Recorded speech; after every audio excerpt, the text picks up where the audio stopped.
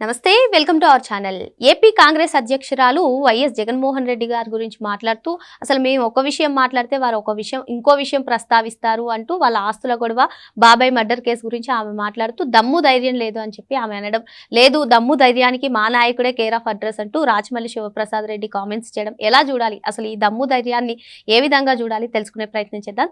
దీన్ని విశ్లేషించడానికి మనతో పాటుగా ఉన్నారు senior journalist doctor Vadlamani Kanakadurga గారు. నమస్తే మేడం. నమస్తే అండి మేడం, ఇటీవల షర్మిల ప్రెస్ మీట్ లో స్ట్రైట్ గా అడిగింది, దమ్ము ధైర్యం లేదు, మేము వివేక హత్య గురించి మాట్లాడితే ఆస్తుల గొడవను తెరపైకి తీసుకొస్తారు అని చెప్పి స్ట్రైట్ గా జగన్మోహన్ రెడ్డి గారిని క్వశ్చన్ వేస్తే మళ్ళీ నాయకులే వచ్చేసి బయటికి దమ్ము ధైర్యానికి కేర్ ఆఫ్ అడ్రస్ మా నాయకుడు జగన్మోహన్ రెడ్డి తర్వాతే దమ్ము ధైర్యం ఎవరికైనా అనే రేంజ్ లో వాళ్ళు మాట్లాడడం ఎలా చూడాలంటారు దీన్ని? నిజమేనండి. అసలు జగన్మోహన్ రెడ్డికి ఉన్న దమ్ము ధైర్యం ఎవరికైనా ఉందా?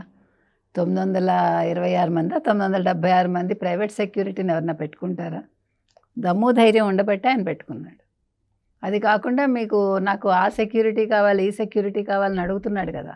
ఇప్పుడు క్యాబినెట్ హోదా ఎందుకు అడుగుతాడు ఆయన? సెక్యూరిటీ పెరుగుతుందని. అవునా? ఇంటి చుట్టూ కంచెలు పెట్టించుకున్నది ఎవరండి? మామూలు కంచెలు కూడా కాదు అసలు. మనం అంటే కళలో కూడా ఊహించినటువంటి, అంటే ఒక అమెరికా వైట్ హౌస్కి ఉన్నట్టుగా ఉంటాయేమో దానికి.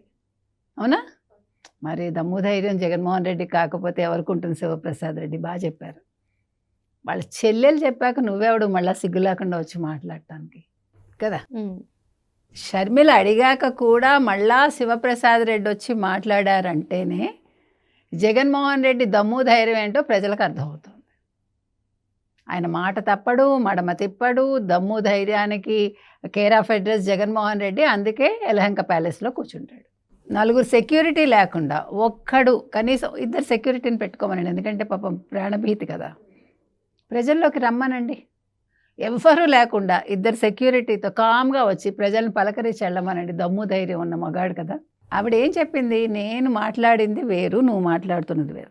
గుండెపోటు గురించి ఎల్లో పత్రిక కూడా ఇచ్చింది, ఎల్లో మీడియాలు కూడా ఇచ్చాయంటే మీరు ఇచ్చాకే కదా ఎల్లో మీడియా ఇచ్చింది. ఎల్లో మీడియా ముందు ఇచ్చిందా చెప్పమనండి శివప్రసాద్ రెడ్డిని. ఏ ఎల్లో మీడియా ఇచ్చింది? అది ఏ క్షణంలో ఇచ్చింది? టైం ఇమ్మనండి. 7:12 ఎవరు ఇచ్చారు? 7:12 లేకపోతే 7 గంటలకు ముందు ఎల్లో మీడియా ఇచ్చిందా? Let him clarify. మనం స్టేట్మెంట్లు ఇవ్వటం కాదు, ఎవిడెన్స్లు ఇవ్వాలి. మనం ఒకటి మాట్లాడే ముందు ఒళ్ళు దగ్గర పెట్టుకుని మన దగ్గర నిజంగా ఎవిడెన్స్లు ఉంటే మనం మాట్లాడాలి. Is it not? ఇవాళ శివప్రసాద్ రెడ్డి మళ్ళా వచ్చి ఎందుకు మాట్లాడుతున్నాడు? ఎందుకు మాట్లాడలేదు జగన్మోహన్ రెడ్డి అంటే సంస్కారం అంటే కుటుంబ గౌరవం కోసమా? సంస్కారం కుటుంబ గౌరవం ఉంటే ఆయన బయటకు వచ్చి ఏం మాట్లాడాలి? అమ్మా చెల్లి షర్మిల ఇంటికి రా అంటే సంస్కారం, కుటుంబ గౌరవం కోర్టు మెట్లెక్కేటప్పుడు వీటి గురించి తెలియదు మాకు అవంతా అక్కడ మళ్ళీ ఆ సంస్కారం వేరు. ఇప్పుడు మీరు ఏం చేయాలంటే ఇంక మీదట ప్రతిదీ కూడా you have to change the words అయినా మార్చుకోండి, కాంటెక్స్చువల్ మీనింగ్స్ అయినా మార్చుకోండి. ఒక పదానికి కాంటెక్స్చువల్ మీనింగ్ మారుతుంది కదా, అట్లా మార్చుకోండి. అంటే as per YCP, as per Jaganmohan Reddy, as per Shivaprasad Reddy, as per so and so అని మార్చుకోండి. మామూలుగా మన మనుషులం కాబట్టి మనందరికీ ఒకటే అర్థం స్ఫురిస్తుంది. ఎక్సెప్ట్ వైసీపీకి అన్ని ప్రత్యేక అర్థాలు స్ఫురిస్తాయి. అందుకని ఇప్పుడు నిజంగా సంస్కారం, కుటుంబ గౌరవం ఉంటే ఆయన ఏం చేయాలి? వచ్చి ఒక ప్రెస్ మీట్, ఎక్కువసేపు అక్కర్లా, 2 minutes పెట్టు. అమ్మా చెల్లి షర్మిల, ఇవన్నీ మనం రోడ్డు మీద మాట్లాడుకోవద్దు, జరిగిపోయింది, నువ్వు ఇంటికి రా, నువ్వు నేను అమ్మ తేల్చుకుందాం బస్. అంటే నమ్మచ్చో నమ్మకూడదు అది కూడా మళ్ళీ. మరి ఇప్పుడు మొన్న 7 గొడ్డల పోట్ల 12, 11, మళ్ళీ అక్కడ కూడా 11ఏనా నాకు తెలీదు. మళ్ళీ ఇప్పుడు 11 అనే సంఖ్యకి మళ్ళీ ప్రిఫరెన్స్ ఇవ్వకూడదు. అందుకని కూడా షర్మిల వెళ్ళకపోవచ్చు.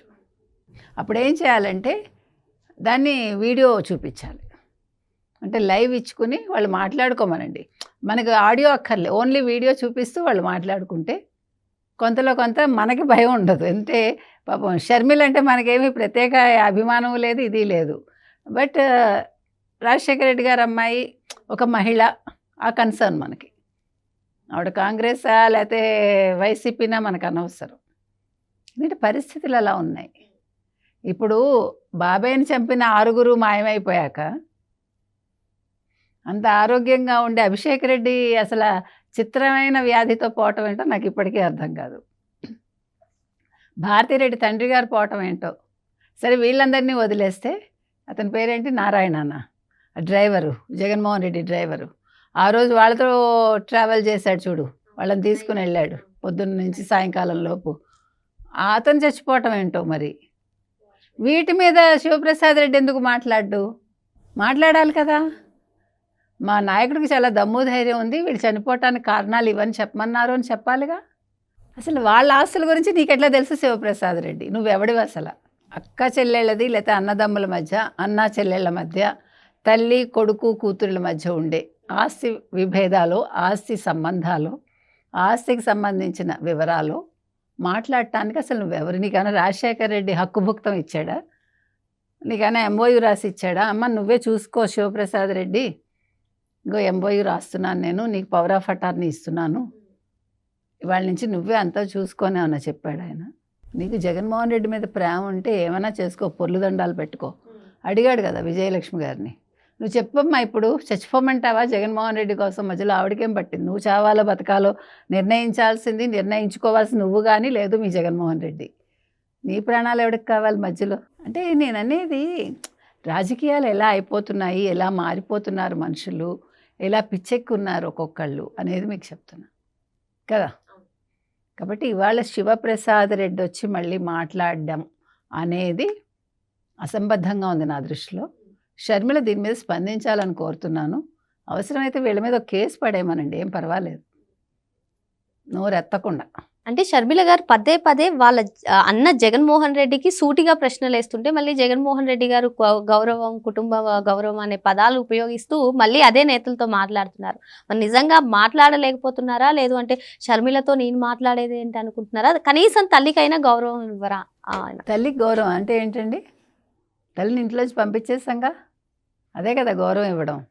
ఆవిడ్ని గౌరవ అధ్యక్షురాలుగా తీసేసాంగా, ఇంకంతకంటే గౌరవం ఇస్తారా? తల్లి మీద కేసు వేసాంగా, అంతకంటే గౌరవం ఇవ్వాలా? చెల్లిని చీర మీద మాట్లాడంగా, చెల్లి కట్టుకున్న చీర మీద, రంగు మీద.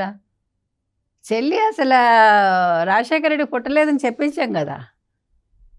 ఇంకేమన్నా కావాలా మీకు? గౌరవాలు, సంస్కారాలు, కుటుంబ మర్యాదలు ఇవన్నీ మీకు అర్థమయ్యాయి కదా. శివప్రసాద్ రెడ్డి వీటికి బదులు చెప్పండి. షర్మిలని ఇలా తిట్టించిన అన్నగారి గురించి మీరు మాట్లాడటం అనేది కుటుంబ గౌరవాలు, సంస్కారాలు ఇలాంటి పనికిమాలిన పదాలు వాడద్దు. ఆస్తి ఇచ్చాడా లేదా? ఎప్పుడు కావాలంటే ఇప్పుడు 10 కోట్లు అట్లా ఇచ్చేసాట, ఈయనేదో చూసినట్టు అప్పనంగా ఇచ్చాడా? నిన్న మనం ప్రశ్నించాం కదా, ఈ 10 ఏళ్లలో ఎంత సంపాదించాడు, ఎంత ట్యాక్స్ కట్టాడు, అంతకుముందు 10 ఏళ్లలో ఏం వ్యాపారాలు చేశాడు, ఎంత సంపాదించాడు, ఏం ట్యాక్సులు కట్టాడు. చిట్టా విప్పు శివప్రసాద్ రెడ్డి, నువ్వు ఆయన తరఫున మాట్లాడుతున్నావు కదా. మరో అంశంతో మళ్ళీ కలుద్దాం. Thank you madam. Thank you.